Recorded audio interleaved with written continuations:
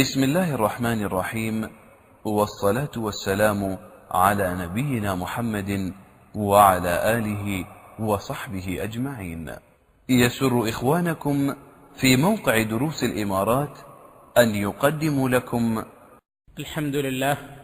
الحمد لله الملك القدوس السلام الرحيم الرحمن العلام، أنزل علينا خير الكلام وجعل تلاوته مطهرة للقلب من الأدران والآثام، وأنعم علينا بالإسلام وأكمل لنا الدين وأتم علينا الإنعام.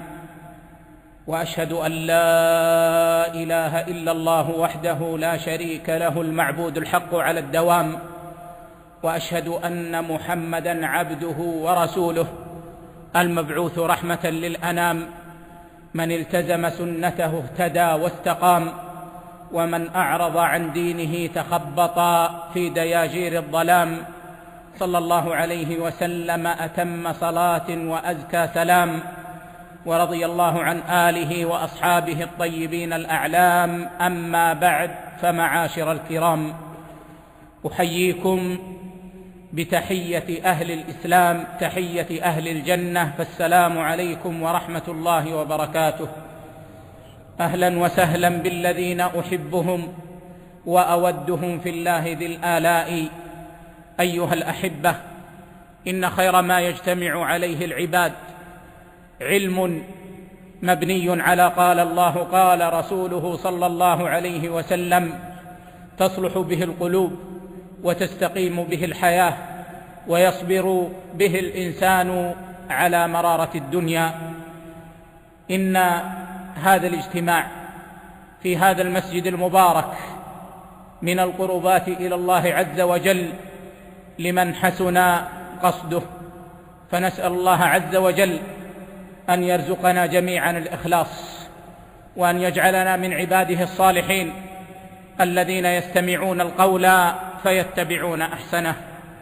أيها الفضلاء، أيها الأخيار، أيها الحضور، خلق الله عز وجل الإنسان ليكون خليفة في الأرض وليعمرها بأعظم عمارة، ألا وهي توحيد الله سبحانه وتعالى، وجعل في الإنسان مضغة إذا صلحت صلح الجسد كله، وإذا فسدت فسد الجسد كله، ألا وهي القلب. فهذه المضغة صغيرة الحجم كبيرة الأثر، تتوقف عليها حياة الإنسان الحسية والمعنوية، وهي قابلة للصلاح والفساد، فقد تكون صحيحة صالحة سليمة إلا من أتى الله بقلب سليم، وقد تكون مريضة عمياء صماء، أفلم يسيروا في الأرض فتكون لهم قلوب يعقلون بها أو آذان يسمعون بها، فإنها لا تعمى الأبصار ولكن تعمى القلوب التي في الصدور. وخير الناس من صلح قلبه وأثمر صلاحا على ظاهره، وشرهم وأقبحهم من أظهر صلاحا في باطنه، من أظهر صلاحا في ظاهره وباطنه فاسد مظلم. ولذا قال رسول الله صلى الله عليه وسلم: إن الله لا ينظر إلى أجسادكم ولا إلى صوركم ولكن ينظر إلى قلوبكم، وأشار بإصبعه الشريفة صلى الله عليه وسلم إلى صدره. فصلاح الأجساد وصلاح الظاهر حقيقة موقوف على صلاح القلوب، فإذا صلحت القلوب صلح الجسد كله. وفي الحديث: لا يستقيم إيمان عبد حتى يستقيم قلبه، لا يستقيم إيمان عبد حتى يستقيم قلبه. ولن يكون في الأرض صلاح إلا بصلاح القلوب، فالاهتمام بصلاحها أعظم الفرائض. وأهم الأمور. وما عرفت البشرية طريقا للإصلاح أعظم من القرآن، وكيف لا يكون كذلك وهو كلام الله سبحانه وتعالى الذي أنزله على أشرف رسله وخاتم أنبيائه وأعظم أوليائه محمد بن عبد الله صلى الله عليه وسلم، والذي وصفه سبحانه وتعالى بأوصاف كثيرة تدل على عظمته وبركته وعظيم تأثيره وشموله. ربنا سبحانه وتعالى يقول: إنا أنزلناه قرآنا عربيا لعلكم تعقلون. ويقول سبحانه: كتاب أنزلناه إليك مبارك ليدبروا آياته وليتذكر أولو الألباب. ويقول سبحانه: وهذا كتاب أنزلناه مبارك فاتبعوه واتقوا وهذا كتاب أنزلناه مبارك فاتبعوه. فالله عز وجل وصف القرآن بكونه مباركا وأمر باتباعه، وبين أن الهدى كل الهدى في كتابه سبحانه، فقال: إن هذا القرآن يهدي للتي هي أقوم. فتأمل قول ربنا سبحانه وتعالى: للتي هي أقوم، فأقوم طريق وأسلم طريق، والطريق المستقيم هو ما يدل عليه كتاب الله سبحانه وتعالى، كتاب أحكمت آياته ملئ مواعظ وتذكيرا، ولذلك يكون وقعه على القلوب السليمة وقعا عظيما شريفا. لو أنزلنا هذا القرآن على جبل لرأيته خاشعا متصدعا من خشية الله، وتلك الأمثال نضربها للناس لعلهم يتفكرون. كلام الله سبحانه وتعالى فيه بيان لكل شيء وشفاء لما في الصدور، ونزلنا عليك الكتاب تبيانا لكل شيء وهدى ورحمة وبشرى للمسلمين. ونزلنا عليك الكتاب تبيانا لكل شيء وهدى ورحمة وبشرى للمسلمين. هذا الكتاب يخرج الناس من كل ظلمة إلى خير النور، كتاب أنزلناه إليك لتخرج الناس من الظلمات إلى النور بإذن ربهم إلى صراط العزيز الحميد. فهذا القرآن فيه الشفاء وفيه الصلاح وفيه الخير وفيه السعادة، ولن تصلح القلوب أبدا إلا بكلام ربنا سبحانه وتعالى، كما قال ربنا: وننزل من القرآن ما هو شفاء ورحمة للمؤمنين. وكما قال ربنا سبحانه وتعالى: يا أيها الناس قد جاءتكم موعظة من ربكم وشفاء لما في الصدور. فالقرآن شفاء من كل داء، شفاء لهذه الصدور، شفاء للقلوب من كل شيء قبيح، يغسل القلب غسلا ويطهره تطهيرا. إلا أن أثر القرآن أيها الإخوة في إصلاح القلوب مشروط بشرط عظيم، مشروط بالمحل القابل، كما قال ربنا سبحانه: إن في ذلك لذكرى لمن كان له قلب أو ألقى السمع وهو شهيد. فهذا شرط لا بد منه لكي يؤثر القرآن في قلب الإنسان، فلا بد من قلب حاضر، ولا بد من سمع مصغي، ولا بد أن يكون الإنسان شهيدا. ولذا يقول البخاري رحمه الله عز وجل عن هذا القرآن: لا يجد طعمه إلا من آمن به. القرآن له حلاوة، القرآن له لذة عظيمة، لكن طعمه لا ينال إلا لمن آمن به وألقى السمع له وكان قلبه حاضرا شهيدا.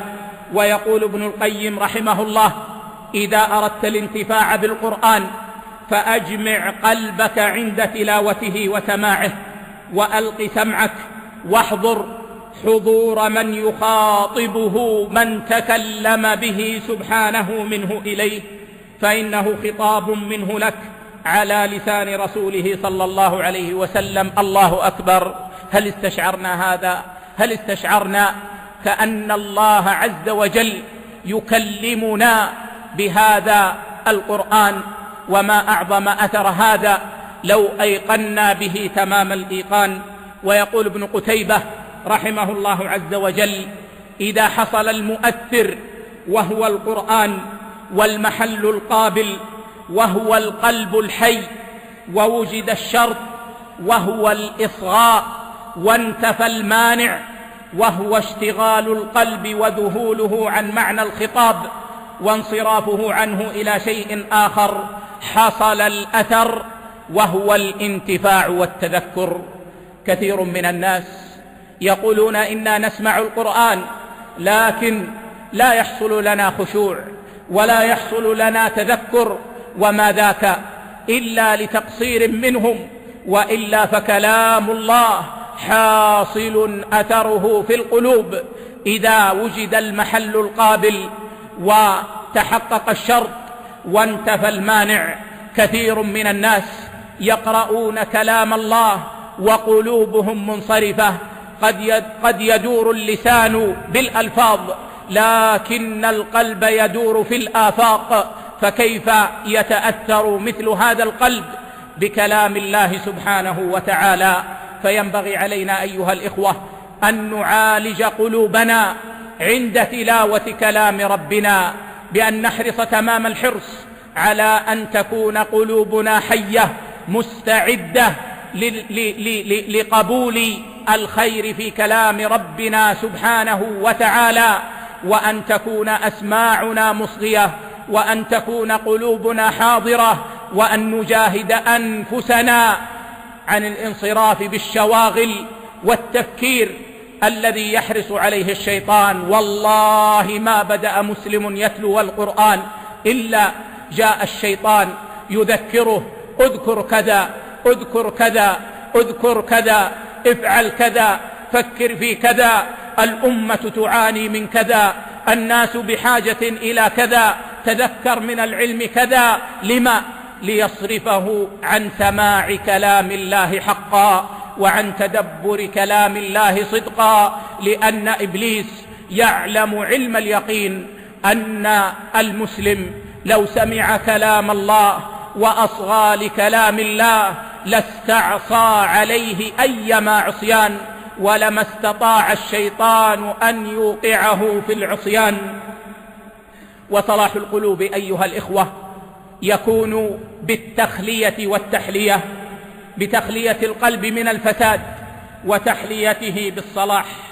وأعظم أثر القرآن في القلوب إصلاحا أثره في تحقيق التوحيد والبراءة من الشرك وأهله، فأجل علوم القرآن على الإطلاق علم التوحيد وما لله من صفات الكمال. فإذا مرت على القلب الآيات في توحيد الله وأسمائه وصفاته واستشعر القلب معاني هذه الصفات، أثمر ذلك في قلبه صلاحا عظيما وإقبالا على الخير عظيما. وإذا أقبل القلب على الآيات وفهمها وفهم المراد بها وأثبت الصفات لله عز وجل على وجه يليق بجلال الله سبحانه وتعالى، امتلأ قلبه من معرفة الله سبحانه وتعالى، وامتلأ قلبه حبا لله سبحانه وتعالى، وأيقن أنه لا معبود حق إلا الله سبحانه وتعالى، فيمتلئ صلاحا وخيرا وطمأنينة. فالقلب أيها الأحبة لا سلامة له ولا صلاح له إلا بتوحيد رب العالمين. وبقدر ما مع الإنسان من صدق التوحيد وسلامة الاعتقاد، بمقدار ما يحصل له من سلامة الصدر وصلاح القلب، لأن القلب إنما خلقه الله عز وجل لمعرفة فاطره ومحبته وتوحيده، وأن يكون الله أحب إليه مما سواه وأرجى عنده من كل ما سواه وأجل. فإذا تحقق هذا المقصود في القلب حصل له الخير، وحصلت له السعادة، وحصلت له الطمأنينة. ويعظم الأثر في القلب أيها الإخوة إذا انضم إلى معرفة الله معرفة رسول الله صلى الله عليه وسلم، ومعرفة أحوالهم وما جرى عليهم مع من وافقهم ومع من خالفهم، وما هم عليه من الصفات العالية والأخلاق الكريمة. فإن القلب إذا علم هذا من كتاب الله أثمر ذلك في قلبه محبة لرسول الله صلى الله عليه وسلم، واقتداء بأخلاقهم، وعملا بما هم عليه من الأعمال الصالحة، فتثمر معرفته لهم ولأحوالهم وأعمالهم حبا عظيما لهم في القلب، يثمر للقلب الاقتداء بهم، فيكون لقلب المحب لهم حظ من صلاح قلوب الأنبياء بمقدار حبه لهم وبمقدار اقتدائه بهم عليهم السلام. وخيرهم وأشرفهم محمد بن عبد الله صلى الله عليه وسلم. ومعرفة النبي صلى الله عليه وسلم ومعرفة أحواله ومعرفة أخلاقه تثمر في القلب صلاحا عظيما ومحبة كبرى له صلى الله عليه وسلم، واقتداء به واتباعا صادقا بالاهتداء بهديه صلى الله عليه وسلم. ويصلح القلب ويعظم أثر القرآن في القلب بأن يعلم علم أهل السعادة والخير في الآخرة والأولى، وأهل الشقاوة والشر في الآخرة والأولى. وفي معرفة القلب لأهل السعادة ولأوصافهم ولأحوالهم وللطرق التي أوصلتهم للسعادة في الدنيا والمنزلة العالية في الأخرى، ترغيب للقلب في أفعالهم وفي أحوالهم وفي محبة الصالحين والاقتداء بهم. وفي معرفة القلب لأحوال أهل الشر ومنازلهم والطرق التي أوصلتهم للشر وسوء حالهم في الدنيا وسوء حالهم في الآخرة. معرفة القلب بهذا تثمر بغضا لهم وبغضا لطرائقهم وبعدا عنهم وبعدا عن صفاتهم.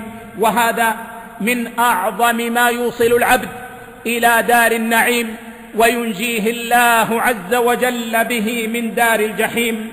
وهذا من أعظم أثر القرآن في قلوب العباد. ويصلح القلب بالقرآن أيها الإخوة بأن يعلم منه العبد أن العبرة بصدق الإيمان وصلاح الأعمال لا بدعاوى اللسان واتباع الهوى والشيطان. فالقرآن يرشد العبد إلى أن العبرة بحسن حال الإنسان وإيمانه الصحيح وعمله الصالح، وأن الدعاوى المجردة والاغترار بإعطاء الله للعبد ما يشاء من الدنيا من الرياسات والأمور الدنيوية والتقاليد الموروثة، أن ذلك من طرق المنحرفين عن الحق، ولا ينتج حق خيرا ولا يثمر حقا. والإنسان فقيه نفسه وطبيب أمره. فإذا أردت يا عبد الله أن تعرف حقيقتك عند الله فانظر إلى حقيقة الإيمان في قلبك ومنزلة العمل الصالح في قلبك ومنزلتك من الصالحات. والقرآن بين لنا هذا: وما أموالكم ولا أولادكم بالتي تقربكم عندنا زلفى إلا من آمن وعمل صالحا فأولئك لهم جزاء الضعف بما عملوا. لا يقربك من الله نسب، فمن بطأ به عمله لم يسرع به نسبه. لا يقربك من الله شرف رئاسة ولا قرب من الرئاسة ولا سعة في الدنيا، وإنما يقربك من الله إيمان صادق وعمل صالح تكون به من أولياء الله سبحانه وتعالى.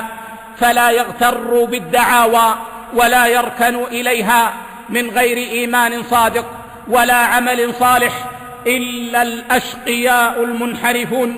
فقد قال الله عز وجل عن اليهود والنصارى: وقالوا لن يدخل الجنة إلا من كان هودا أو نصارى تلك أمانيهم قل هاتوا برهانكم إن كنتم صادقين. فلن يدخل الجنة إلا من أتى بالبرهان، والبرهان هو الإيمان الصادق والعمل الصالح. بلى من أسلم وجهه لله وهو محسن فله أجره عند ربه ولا خوف عليهم ولا هم يحزنون. وقال الله عز وجل: ليس بأمانيكم ولا أماني أهل الكتاب من يعمل سوءا يجز به. فالاغترار بالدعاوى والمظاهر إنما هو سبب للانحراف وطريق المنحرفين. فإذا علم القلب أن صدق الدعوى وأن القرب من الله إنما هو بالإيمان الصادق والعمل الصالح أقبل على هذا الأمر، فكان هذا القلب سليما صالحا قريبا من كل خير بعيدا عن كل شر.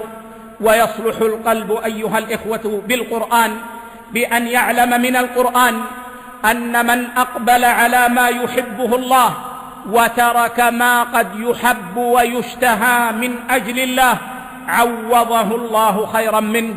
فيعلم قلب المؤمن من تلاوته للقرآن أنه ما ترك أحد شيئا لله إلا عوضه الله خيرا منه، فيثمر ذلك صلاحا في ذلك القلب بأن يقدم محبوب الله على محبوب نفسه، وهو يعلم علم اليقين أن تركه لهذا الأمر سيكون عنه عوض خير منه في الدنيا والآخرة. فألا ترى ما ذكره الله عن المهاجرين الأولين الذين هجروا أوطانهم وأموالهم وأحبابهم لله سبحانه وتعالى؟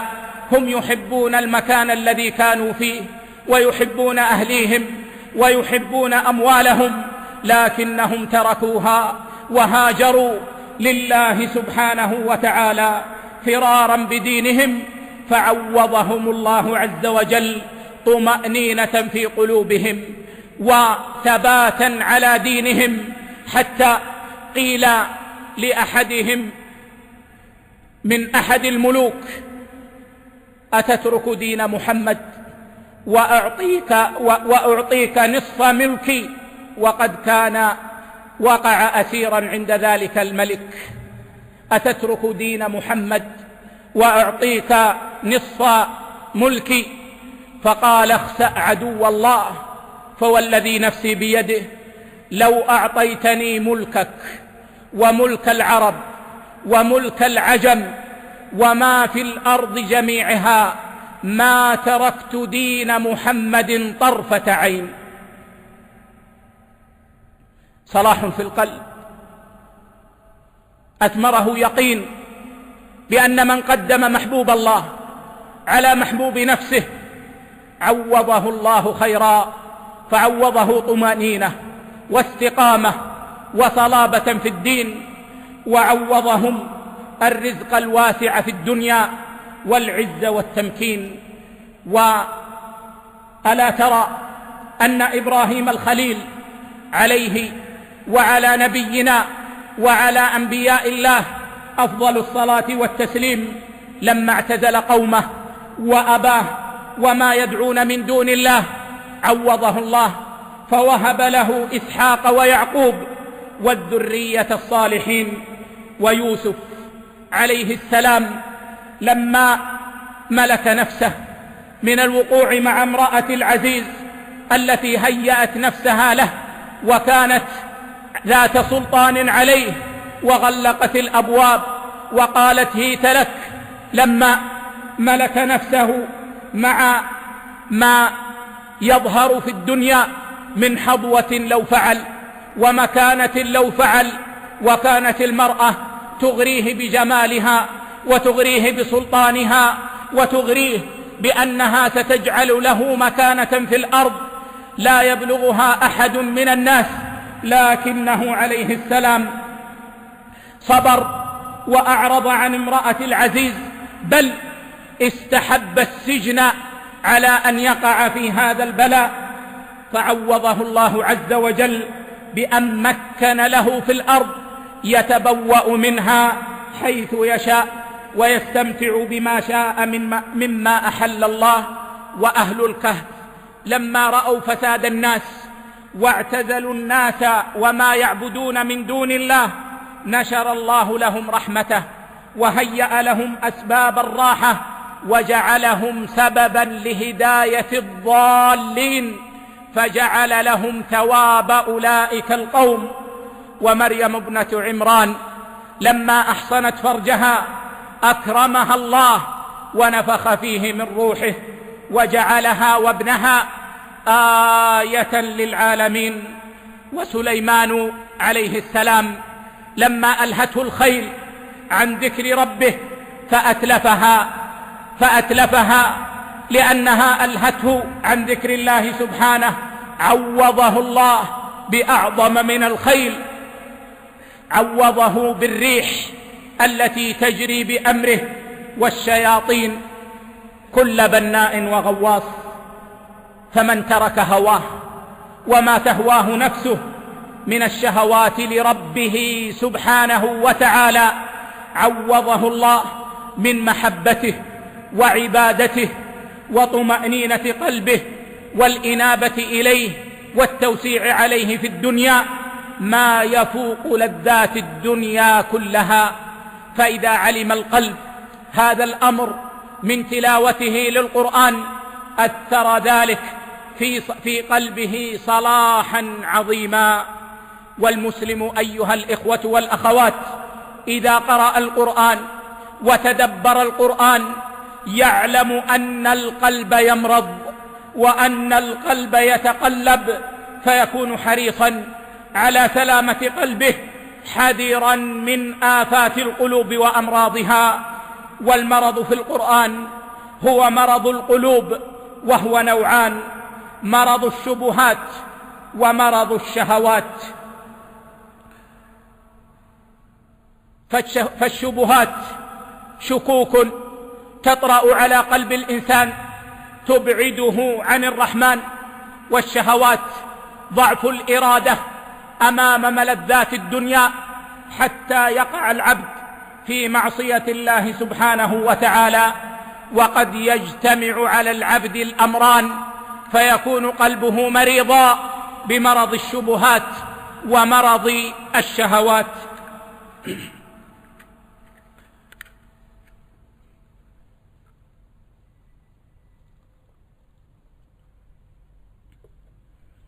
ومرض الشبهات في القلب أيها الإخوة والأخوات أخطر الأمراض على الإطلاق، فما مرض الإنسان بمرض أعظم من مرض الشبهات، وهو يثمر آفات خطيرة أخطرها وأقبحها الشرك بالله تعالى، وهو أشد الفساد وأعظم الظلم، وما أظلم قلب بأعظم من الشرك بالله سبحانه وتعالى.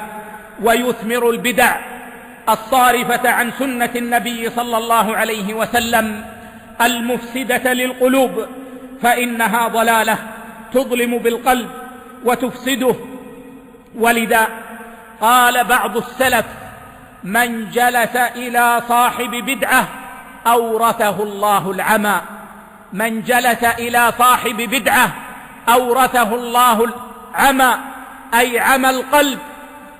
فإن المبتدع لا يدل الإنسان إلا على الضلالة ولا يرشده إلا على الشر، فيقود الإنسان والعياذ بالله إلى العمى، عمى القلب. ولذا كان السلف الصالح رضوان الله عليهم يحذرون من البدع ويحذرون من أهلها ويحذرون من مجالسة أهلها. إن البدعة إذا وقرت في القلب تظلم بقلب صاحبها حتى يقول ما لا يقبله العقلاء، فضلا عن أن يقبله مسلم. ألم تسمعوا لبعض أهل البدع يقولون إن الولي يستطيع أن يخلق الجنين في بطن أمه؟ لا حول ولا قوة إلا بالله. أهل الجاهلية الأولى ما قالوا هذا الأمر، وإنما كانوا يقولون إن الخالق هو الله سبحانه وتعالى. ولكن البدعة تظلم بعقل صاحبها وتظلم بقلب صاحبها حتى يعمل ما لا يستسيغه العقلاء، فضلا عن كون الشرع يرده، ويقول ما لا يستسيغه العقلاء فضلا عن كون الشرع يرده.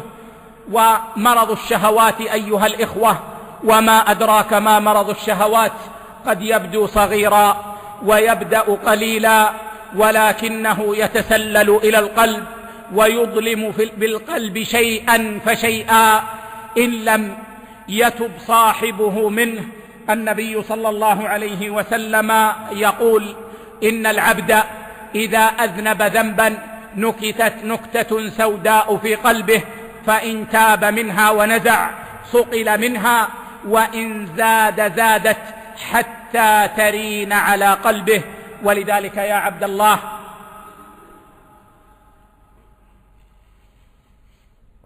إياك ثم إياك أن يغرك أن العلماء يقولون إن مرض الشبهات أعظم من مرض الشهوات، فإنهم لا يقصدون بهذا أن يقللوا من شر مرض الشهوات، ولكنهم يريدون أن يبينوا شر مرض الشبهات.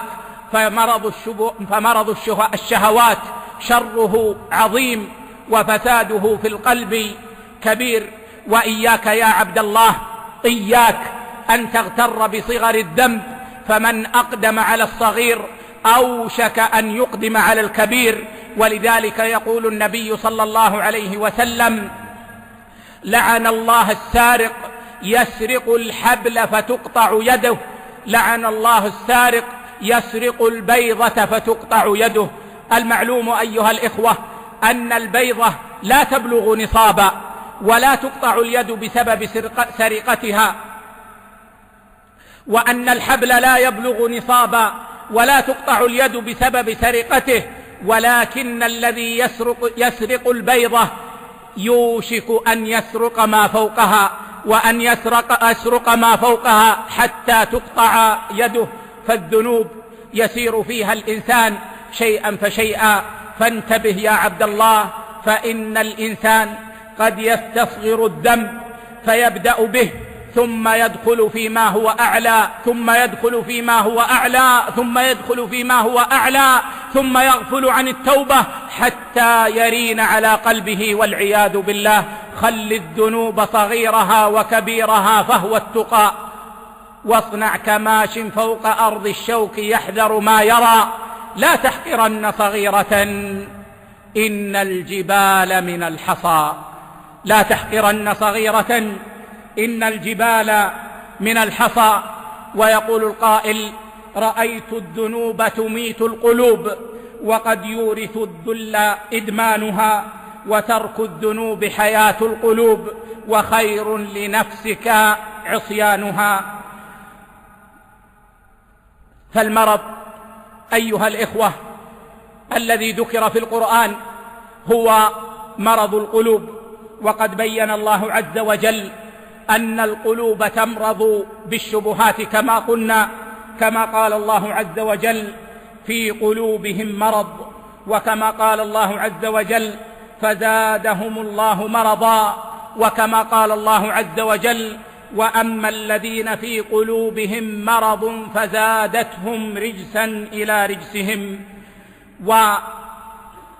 القلوب قد تمرض بالشهوات كما قلنا، ومن ذلك قول ربنا سبحانه وتعالى: فلا تخضعن بالقول فيطمع الذي في قلبه مرض وقلن قولا معروفا. فالقلب قد يمرض بالشبهة وقد يمرض بالشهوة، وعلاج هذين المرضين الفتاكين إنما هو بالقرآن، بكلام ربنا سبحانه وتعالى. يقول ابن القيم رحمه الله عز وجل: جماع أمراض القلوب هي أمراض الشبهات والشهوات، والقرآن شفاء للنوعين، فيه من البينات والبراهين القطعية ما يبين الحق من الباطل، فتزول أمراض الشبهة. وأما شفاؤه لمرض الشهوات فذلك بما فيه من الحكمة والموعظة الحسنة والتزهيد في الدنيا والترغيب في الآخرة.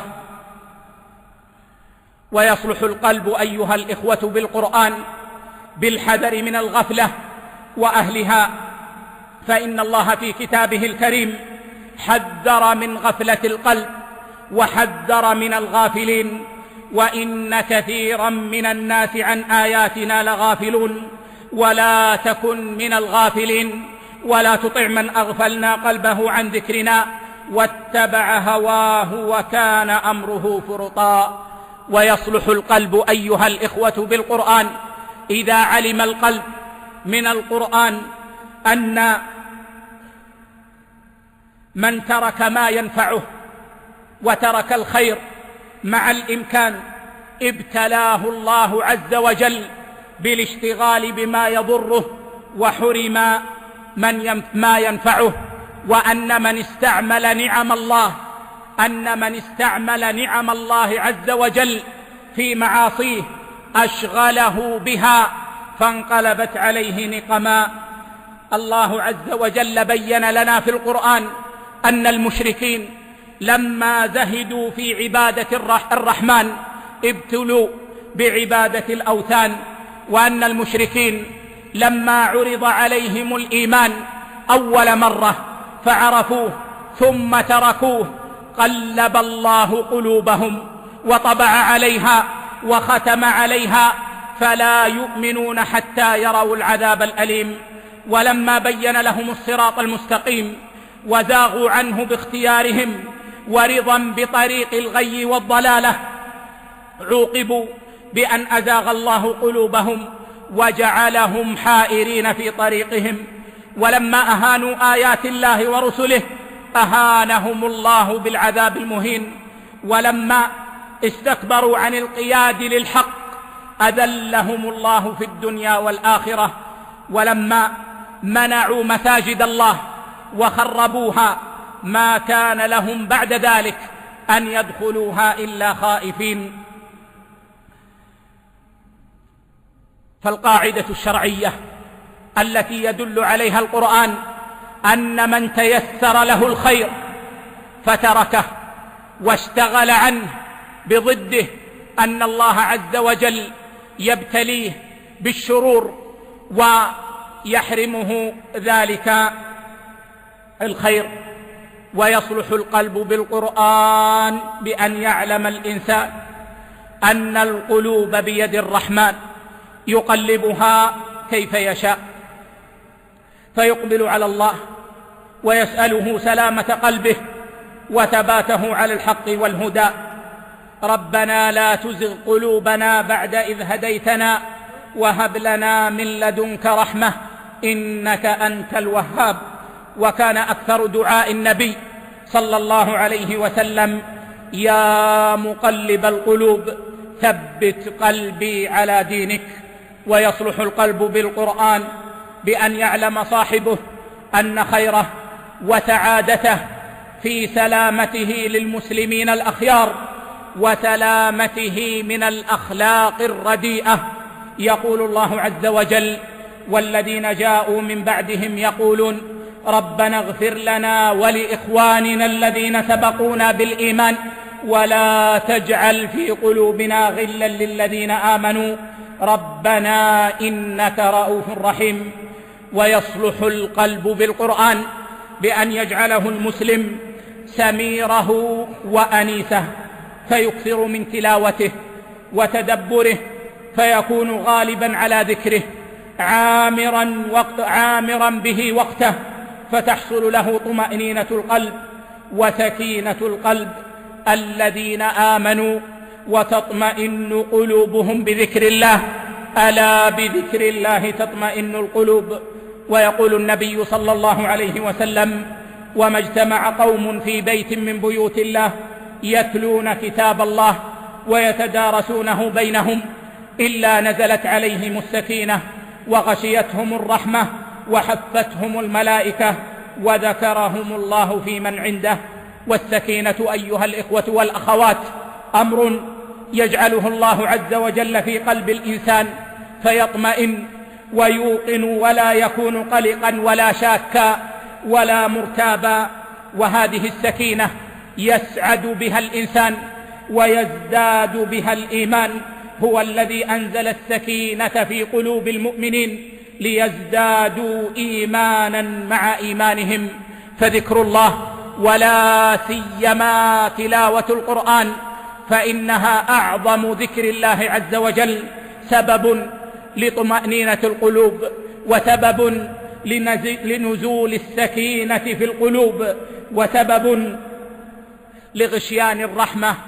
وكل هذا أمر يصلح القلب ويكون له أعظم الأثر في القلب. فينبغي علينا أيها الإخوة أن نحرص على هذا وأن نكثر من تلاوة كلام ربنا وأن نجعل لخير الكلام خير الأوقات. لا ينبغي أيها الإخوة أن نجعل لتلاوة القرآن أقل أوقاتنا أو الأوقات التي لا نكون فيها فارغين، بل ينبغي أن نجعل لكلام ربنا حظا عظيما من وقتنا، فنتلو كلام الله ونتدبر كلام الله ونجعل قلوبنا تخشع صادقة لكلام الله سبحانه وتعالى. وبالجملة أيها الفضلاء الأخيار، إن الخير والنفع والصلاح والسعادة في الدنيا والآخرة في القرآن وتدبره، ولن تنتفع قلوبنا بأعظم من كلام ربنا سبحانه وتعالى. يقول الإمام ابن القيم رحمه الله عز وجل: لا شيء أنفع للقلب من قراءة القرآن بالتدبر والتفكر، فإنه يورث المحبة والشوق والخوف والرجاء والإنابة والتوكل والرضا والتفويض والشكر والصبر وسائر الأحوال التي بها حياة القلب وكماله. وكذلك يزجر عن جميع الصفات والأفعال المذمومة والتي بها فساد القلب وهلاكه. يقول ابن القيم رحمه الله: فلو علم الناس ما في قراءة القرآن بالتدبر لاشتغلوا بها عن كل ما سواها، فإذا قرأه بتفكر حتى مر بآية هو محتاج إليها في شفاء قلبه كررها ولو 100 مرة ولو ليلة كاملة. فقراءة القرآن بالتفكر هي أصل صلاح القلب. ولهذا قال ابن مسعود رضي الله عنه: لا تهدوا القرآن هد الشعر ولا تنثروه نثر الدقل، وقفوا عند عجائبه وحركوا به القلوب، ولا يكن هم أحدكم آخر السورة. انتهى كلامه رحمه الله.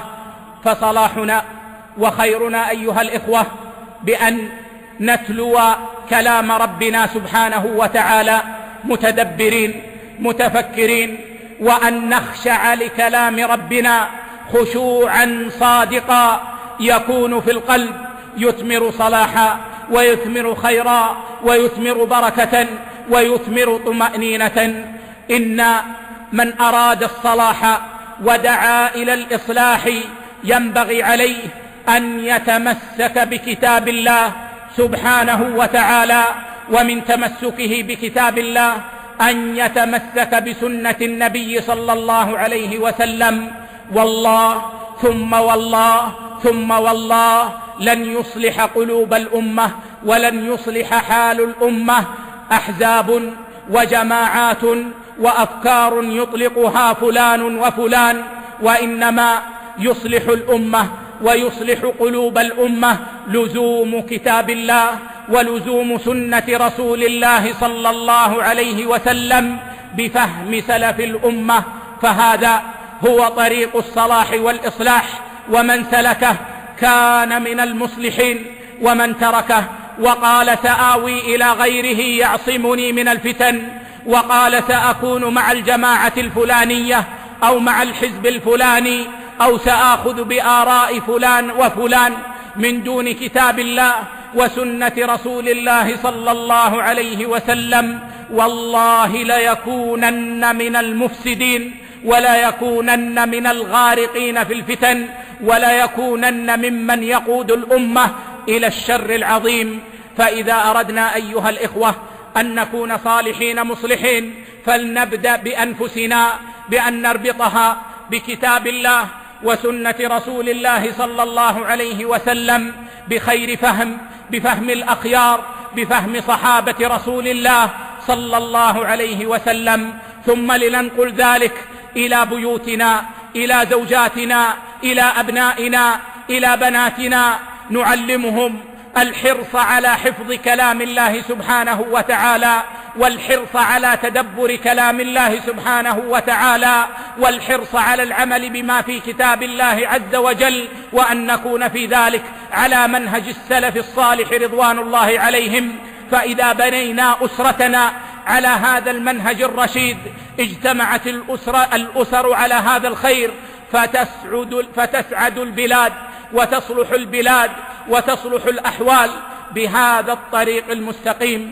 فأسأل الله عز وجل بأسمائه الحسنى وصفاته العلى أن يرزقنا قلوبا سليمة، وأن يصلح قلوبنا بكلامه سبحانه وتعالى، وأن يجعل قلوبنا خاشعة له منيبة له موحدة له سبحانه وتعالى، وأن يجعلنا مفاتيح للخير مغاليق للشر، وأن يجعلنا رحمة على المؤمنين ورحمة على البلاد والبلاد. والله تعالى أعلى وأعلم، وصلى الله على نبينا وسلم.